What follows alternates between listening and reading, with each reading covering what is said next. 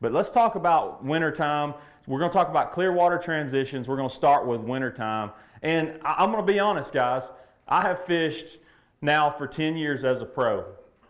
I am probably the most simple angler that you'll ever talk to. And what I mean by that is I have a few things each time of the year that I go to.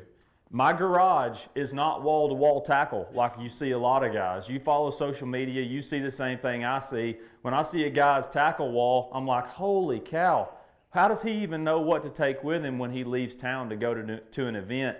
How do you know where to start?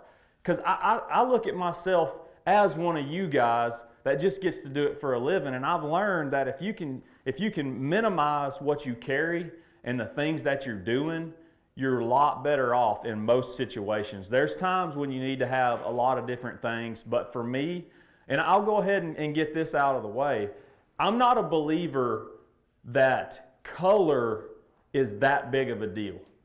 Now let me say that again. I'm not a believer that color is that big of a deal.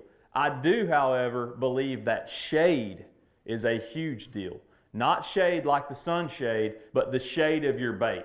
If they're biting the crawdad, and most of the crawdads in that lake are red or orange, you can throw a brown with a little orange belly. You can throw a bright red. You can throw a orange and chartreuse. If you get it in front of those fish, 9 out of 10 times you're going to catch those exact same fish. It does not matter to a T. There's situations where it will, and most of those situations are in your head where you think, man, if it's not red and orange with a little bit of chartreuse on the belly, I'm not going to catch them. To me, I think that's all a bunch of stuff that people tell you that they want you to believe. To me, bass fishing is simple. They eat, they swim, and 1 or 2 times a year, depending on where you are, maybe 3, they spawn. So it's not real complicated when it comes to color selections for me. I keep it pretty simple. One thing that I like to do in the wintertime is fish finesse swim baits.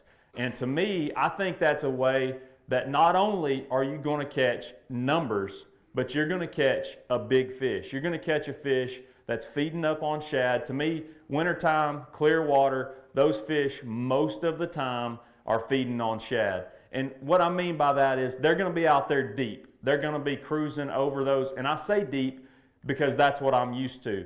If you have a lake that's clear, that the deepest water in it is 30, 40, 50 feet, those fish may only be in 20, 25 feet. But for me, Lake Ouachita, that lake is 100, 200 feet deep in areas, and it has standing timber. So what those fish do is they get out off those points, off those structure, and they sit suspended over those treetops out there, and they'll be 40 feet down over 100 feet of water in a tree. And to me, that's how I learned to fish. It's not very easy to learn that. For one, you got to figure out how to read your electronics. I know these guys offer classes on that. You'll have people talk about that. So be sure and keep up with Bass University and everything that these guys are talking about, so you can add in what I tell you and what the next guy tells you, so you can get it all together and make a game plan to go out there. But what I like to do is I like to idle around till I find schools of bait.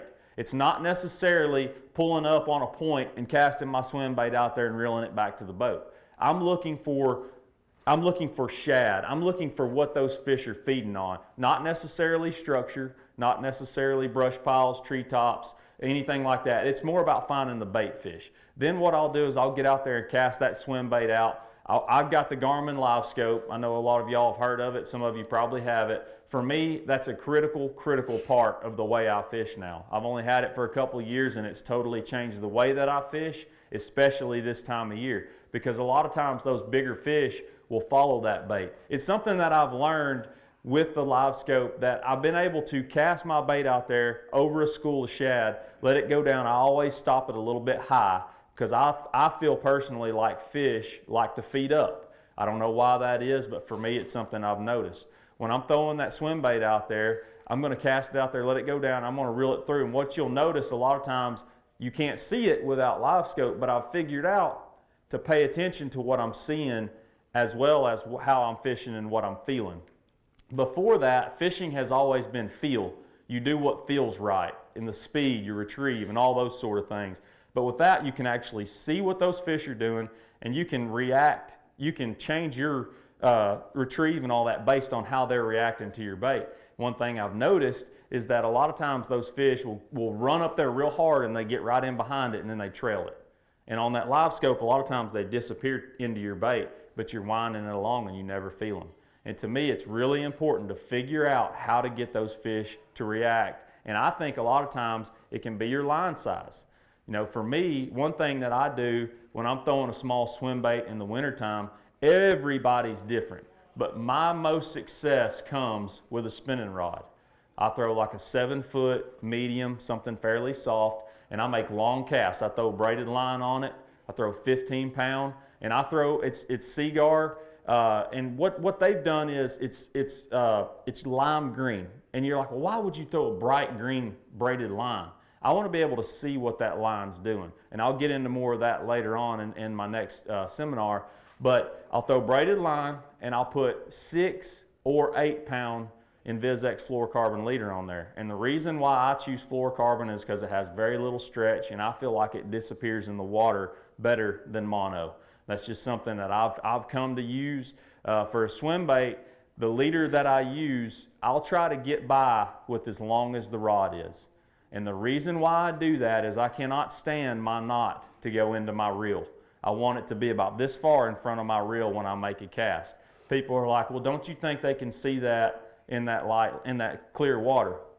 And I'll ask y'all a question. If that matters, again, I fish really simple and I try not to make things too difficult. But if that matters, why do they bite an Alabama rig so well? Why will they bite something that has wires all over it if they're worried about how long your leader is? Now, Pete and a few of these guys that fish up there in Champlain, I fished all those lakes up there. I do understand that those smallmouth, they do react different, and sometimes you got to have a little longer leader because I feel like it just changes the way your bait works. It's Mike Iaconelli. This is Bass U TV. Here's what's awesome about Bass U TV. You get the top instructors. You will learn things at Bass U that you will learn nowhere else. We take the mystery and the myths out of bass fishing. Real tools that help you catch more fish consistently. At Bass U TV, shoes are optional. And I like turtles. And that's why you want to check out Bass U TV. Join the Bass U family. Welcome to Bass U TV.